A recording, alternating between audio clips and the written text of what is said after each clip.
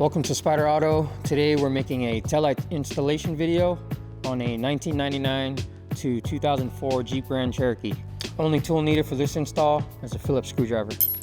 First step, remove 2 Phillips screws securing the taillight.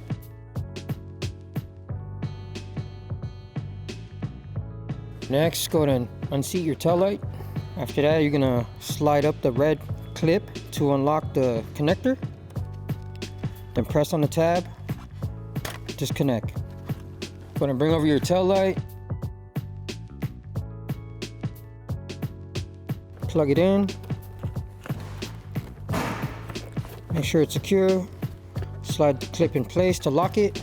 You have this guide pin here. You want to make sure you drop it into the slot.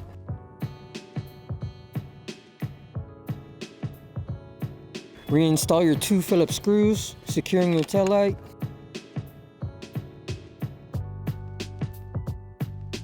After installing the driver's side, repeat the same process to the passenger side.